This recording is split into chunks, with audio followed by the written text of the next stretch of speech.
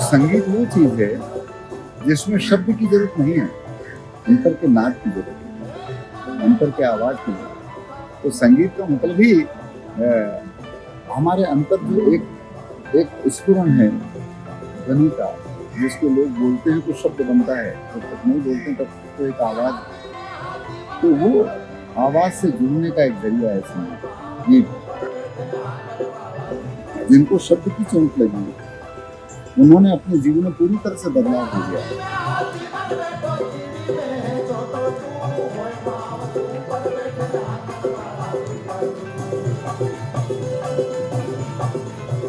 नमस्कार, shades of rural India में आपका स्वागत है। मैं हूं सोनाली। आज हमारे साथ है मालवी शैली में गाने गाने वाले, जिन्हें 2011 में पद्मश्री अवार्ड मिला है। वो हमारे साथ है प्रहलाद टिपनिया जी। आइए हम उनसे बात करते हैं। आपका स्वागत है हमारे शेड्स ऑफ रूरल इंडिया में। सोनाली, आपका भी बहुत स्वागत। कबीर को जन जन तक पहुंचाने में आपकी बड़ी भूमिका रही है। शुरुआत एकदम शुरू से करते हैं। आपने कबीर को कब पढ़ा? कबीर को हमने जब स्कूल में, प्राइमरी स्कूल में पढ़ते थे, तब से लेकर के हाई सेकेंडरी स्कूल तक कबीर हिंदी की किताब में कबीर की 4-5 साखियाँ थी, वो हमने पढ़ी। परंतु वास्तविक रूप से कबीर किताबों में नहीं है। कबीर तो जनमानस में है, कबीर लोक में है, और कबीर को लोक ने जिंदा रखा है, मौखिक परंपराओं से, वाचिक परंपराओं से। और मेरे जीवन में कबीर की जो गायन का जो है, वो जब मैं खुद शिक्षक हो गया, और शिक्षक होने के बाद में 1978 में जब मैंने पहली बार अपने जीवन में तंबूर देखा, और उन लोगों ने जो वो तंबूरा बजा रहे थे, उन्होंने उस दिन वहाँ पर कबीर के भजन भी गाए, मीरा के भी गाए, रामदेव जी के भी गाए, अनानाथ के भी गाए। उस समय पर मुझे मालूम पड़ा कि कबीर के भजन है, क्योंकि उसके पहले तक हमने केवल कबीर की साखियाँ पढ़ी थी और वो हमें याद थी।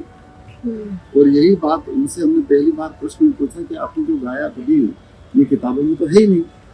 तो चूंकि जो लोग गाने वाले लोग थे वो तो लोग अपढ़ थे, पढ़े लिखे लोग नहीं थे।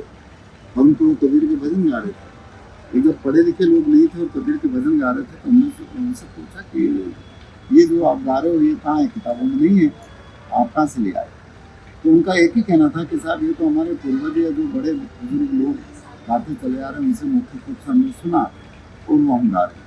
तो इस तरह से कबीर को देख लो, गुरु नानक को देख लो, गणेशा को देख लो, अनानाथ को देख लो, गोरखनाथ को देख लो, ये वो परंपरा है जिसमें लोगों ने मौखिक रूप से, वाचिक रूप से इसको जिंदा रखा। आपने कहा, मैंने सुना, उसको याद कर लिया और मैं गा रहा हूँ, उनने सुना, उनसे सुना, इस तरह से। और ये भी है कि एक आदमी, जैसे मान लो मैंने अधिकतर देवास के पास में एक चेना जी मारू करके थे जो भजन गाते थे, और वो जहाँ मैं स्कूल में पढ़ाता था, वो उधर आते जाते थे, तो उनसे हमने सुना और सीखा। और देवास में जो देवास महाराज थे, 2 काफियाँ हैं उसमें, तो वो एक दशहरे पर और जन्माष्टमी पर पूरे रात भर एक श्रीनाथ महाराज की धुनी है, वहाँ पर एक आदमी होते थे, तो वो आज भी चलते हैं। तो वहाँ पर ये गाने वाले लोग थे, चेना जी और भगवान जी, और उन्होंने बच्चे साथे लोग थे। कुमार जी ने भी देवास में जाने के बाद ही कबीर गाया, इसके पहले कभी नहीं गाया। तो सवाल ये है कि कबीर या जो संतों की वाणियाँ हैं, जो अभी भी लोक में प्रचलित है, बहुत सारे ऐसे पद हैं जो किताबों में नहीं है। बहुत सारे लोगों ने इधर उधर से सुन करके किताबों में डाल दिया, तो उन्होंने उसको एथेंटिव मान लिया, जबकि एथेंटिव कुछ होता नहीं है। आपको मिल गया और मैंने सीख लिया, और मैंने उसको यदि कर लिया, या आपसे सुना और मैंने सीख करके ये कर लिया, तो वो किताबों में आने के बाद में लोग पढ़ेंगे तो बोले कि अच्छा ये वो वहाँ पर है, जबकि वो मौखिक रूप से तो लोक में जिंदा था। तो इस वजह से कबीर एक, चूँकि एक ऐसे संत हुए हैं, आप सब जानते हैं कि अभी तक जितने भी ऐसे संत साधक हुए हैं, जितनी निर्भीकता के साथ हैं, जो देखा वो कहा, वो केवल कबीर। उसमें किसी की लाग लपेट नहीं करी, और उसने किसी की दी भी नहीं करी, जो देखा वो कह दिया। इसलिए वो कहते हैं कि मैं कहता हूँ माखन देखी, फिर तू कहता कागज की लिखी, तेरा मेरा मनवा एक कैसे हो। तो इस वजह से कबीर ने वो बात करी जिसने खुद ने एहसास किया, खुद ने महसूस किया। इसीलिए कहा कि कबीर का पद बहुत अच्छा है। वो कहते हैं कि तू क्या जाने पीर पराई, भजन की लागी हो तो जानो मेरे भाई। और इसी भजनों की वजह से कंदर समाज के अंदर इतना परिवर्तन हुआ, क्योंकि लोग उसको जन्म से क्रिमिनल मानते हैं। कंदर है ना क्रिमिनल, अपराधी। जबकि हमने इस भजन को गाया उनके बीच में जाकर के, उन्होंने ये कहा कि आप जन्म से कोई गंजर वंजर नहीं हो, जन्म से कोई आदमी हिंदू मुसलमान से किसी ईसाई पारसी नहीं होता, जन्म से केवल वो मानव है, मनुष्य। तो वो तो जहाँ परवरिश जिस जगह पर है उसके मुताबिक वो है। नाम अपने मन से रख लो तो नाम से कोई बदलाव नहीं होता है। बाहर से हम किसी चोटी रख लें या चोटी कटवा दें या लाल पीला कपड़ा पहन लें तो बदलाव हो जाता है, ऐसा नहीं है। इंसान का जन्म होता माँ के गर्भ से सबका एक जैसा होता है। तो इस वजह से वो परिवर्तन जो है भजन के लागी होते जानो मेरे भाई, उसमें एक अंतरा ये आता है कि अंका ने लागी बंका ने लागी, लागी सदन कसाई, और बलक बुखारा को ऐसी लागी कि छोड़ दी बादशाही। जिनको शब्द की चोट लगी उन्होंने अपने जीवन में पूरी तरह से बदलाव हो गया। नहीं, राजशाही तक छोड़ दिया। या वाल्मीकि को देख लो, डाकू थे परंतु संत बन गया, आज उनका नाम अमर है। तो हुआ क्या हुआ, उनके मन का परिवर्तन हुआ। उनकी जो मन की दिशा थी वो बदल गई, जो नेगेटिविटी की थी, मार काट की थी, वो बदल करके सुरक्षा की बन गई, सबके हित हिफाजत की बन गई। इस वजह से वो जिंदा है। तो इस वजह से कबीर एक ऐसा व्यक्तित्व रहा है जिसने सबकी खैरियत चाहिए। उसने ये नहीं चाहा कि हिंदू तो उसकी खैरियत तो मुसलमान की नहीं, या मुसलमान की खैरियत तो हिंदू की नहीं, या औरत की खैरियत तो पुरुष की नहीं, या पुरुष की खैरियत तो औरत की नहीं। ऐसा उन्होंने नहीं था। और इसलिए वो कहते हैं ना कि नर नारी में एक विराजे, दो दुनिया में दिसे क्यों, बालक होकर रोवन लागे राखने वाला तू का तू। तो जिन्होंने सबकी खैरियत चाहिए, ऐसी विचार या ऐसा संदेश सदगुरु कबीर का है। आपको देश दुनिया में काफी लोग काफी इत्मीनान से सुन रहे हैं, तो ऐसा कोई दिलचस्प किस्सा होगा तो हमें साझा कर सकते हैं? देखिए, दिलचस्प क्या, कई जगहों पर जो वास्तविक रूप से घटनाएं घटी उसको मैं आपसे शेयर करूं। अमेरिका तो ऐसा देश है जहां पर हिंदी नहीं जानते तो मालवी क्या जानेंगे।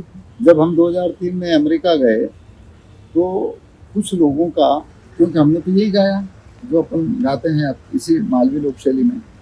वैसे हमारे साथ में डॉक्टर लिंडा थी जो स्टैनफोर्ड की प्रोफेसर रही हैं, और उन्होंने कबीर के ऊपर बहुत काम किया। उन्होंने कबीर के ऊपर द बीजे पर कबीर इंग्लिश में लिखा, वो पूरा दुनिया में उनका चलता है, और वो हमारे साथ रही पूरे 2-3 महीने।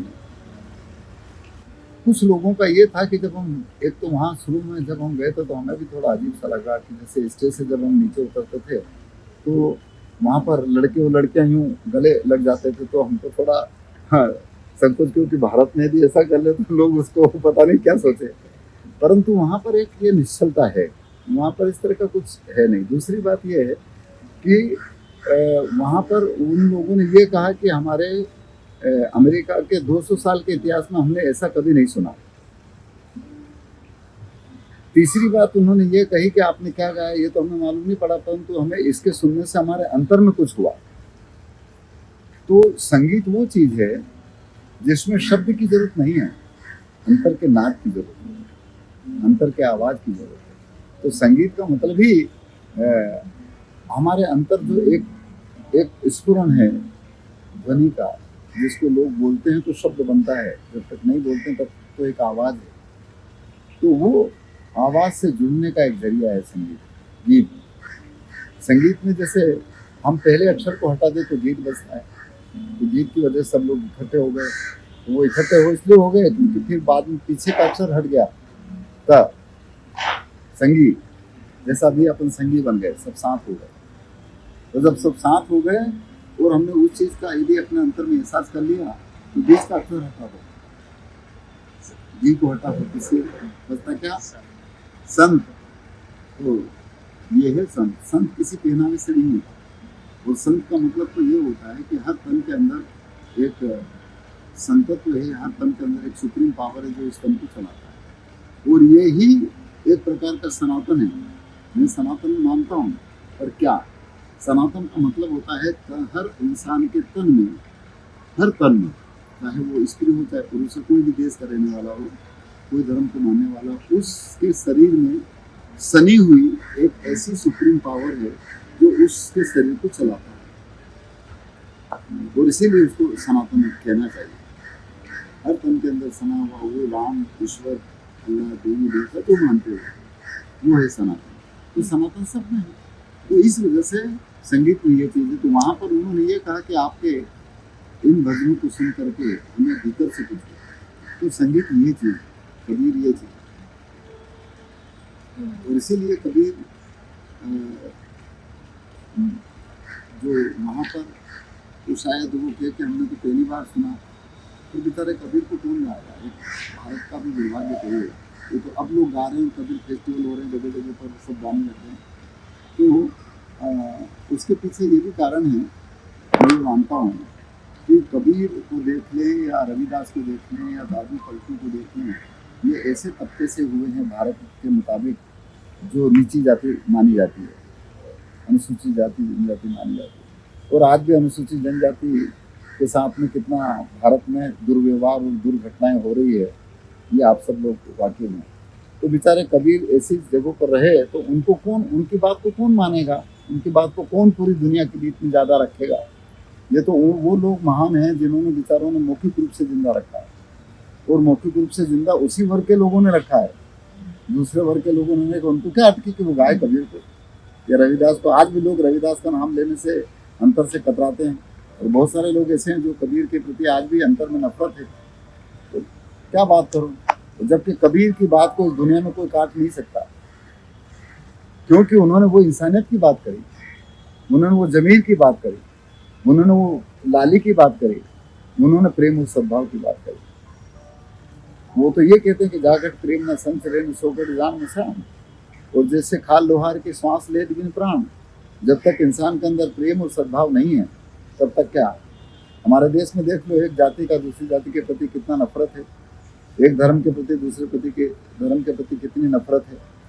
तो क्या है, हमने क्या जाना उस परमात्मा को, राम को, ईश्वर को, अल्लाह को, देवी को, देवता को? नहीं। तो ये चीज़ें हैं यहाँ पर। और ये वहाँ पर इसलिए है क्योंकि विदेशों में मेरा जहाँ तक ख्याल है कबीर को वो तह तक जाकर के उसको खोजने का प्रयास करते हैं। यहाँ पर तो खाली हाँ ठीक है गाए हैं, सुन लिया और चले गए और बस हो गया, जबकि ये यहाँ तक सीमित नहीं है। और मैं तो ये भी मानता हूँ कि संतों की वाणी से इस पूरे मानव समाज में बहुत बड़ा बदलाव संभव है। जो इंसान कबीर को या संतों की वाणी को अपने जीवन में एहसास कर लेगा, वो कभी किसी के साथ में धोखाधड़ी नहीं करेगा, वो कभी किसी के साथ में नफरत नहीं करेगा, चाहे हिंदू हो, मुसलमान हो, औरत हो, आदमी, कोई भी किसी धर्म को मानने वाला हो या ना हो। कबीर जो बात करते थे वो आज के ज़माने में भी रिलेवेंट है, वो लेकिन तो हमेशा रिलेवेंट रहेगी। वो इसलिए रहेगी क्योंकि कबीर ने वो बात कही जो आप और हम सबके जीवन में है। वो तो उनके जीवन में जो उन्होंने देखा वो आपके जीवन में भी हो सकता है, आपके जीवन में और मेरे जीवन में भी।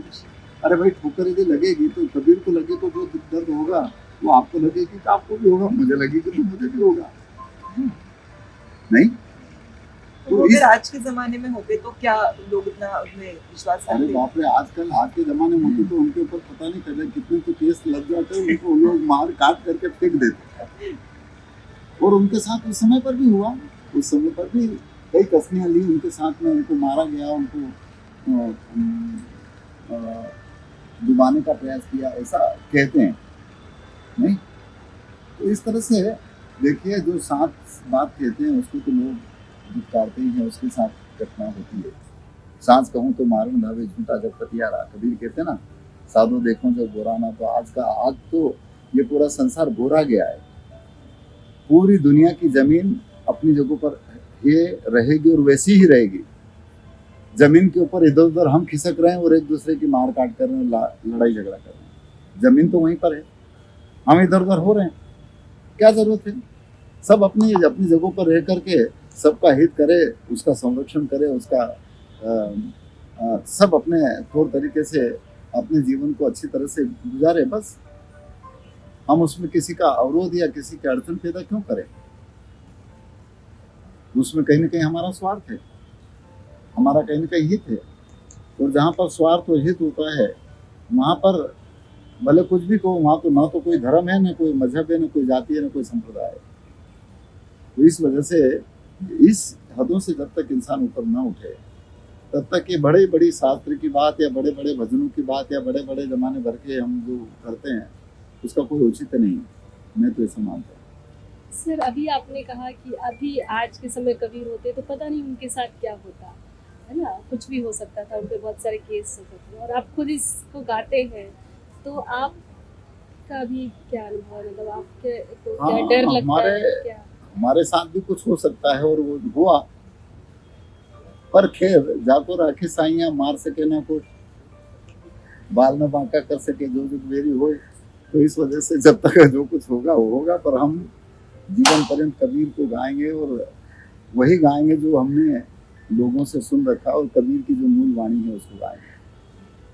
वो चोट तो लगती है, बुरी लगती है भाई। आज जहाँ स्वार्थ किसी का चिंता है या जहाँ पर खरी बात कहते हो तो बहुत सारों के धंधे चौपट होते हैं, बहुत सारा का अपना मान बढ़ाई और वो खत्म होती है। तो इस वजह से उनको तो बुरा लगेगा नहीं। और आजकल इतना ज़्यादा लोगों में ईगो है, इतना ज़्यादा घमंड है, इतना ज़्यादा पैसे की वजह से, पद की वजह से ये सब आ जाता है। परंतु एक दिन यदि श्वास बाहर गई और भीतर आई नहीं आई तो ये बड़ी बड़ी बिल्डिंग और ये बड़े बड़े पद और मान प्रतिष्ठा फट खत्म हो जाएगा नहीं। इसलिए क्या गुमान करना पद प्रतिष्ठा का और धन दौलत का। इसीलिए कहा ना कि मत कर मान गुमान, केसरी रंग उड़ जाएगा, ये रंग पता नहीं किस वक्त उड़ जाए। इसलिए हम कम से कम प्रेम और सद्भाव से रहें सब, और सबके हित और सबकी खीरे चाहें, बस ये है करें। और इसीलिए हम तो यही करेंगे कि जो तुमको कांटा बोई तू वो को फूल, तुझे फूल का फूल है वाको वही त्रिशूल। तो लोग चाहे हमारे रास्ते में कांटे बिखेरते रहें, पर हम किसी के रास्ते में कांटे नहीं बिखेरेंगे। बहुत अच्छा लगा आपसे बात करके, थैंक यू। और कुछ सीखने को भी मिला। और शायद से हमारे जो व्यूअर्स देख रहे हैं उन्हें भी बहुत कुछ नई जानकारी मिली होगी शायद से, और वो भी कुछ अच्छी बातें सीख पा रहे होंगे। मैं तो बस इतना ही कहूँगा कि कबीर या संतों की जो वाणी है वो खाली गाने की नहीं, वो जीने की, हर इंसान की जीने की। और उसमें ये भी नहीं विचार करना चाहिए कि ये किसी मजहब या किसी धर्म या पंथ को इंगित करता है, वो खुद को इंगित करता है। सबको उसी तरह से अपने जीवन में उसको उतारना चाहिए।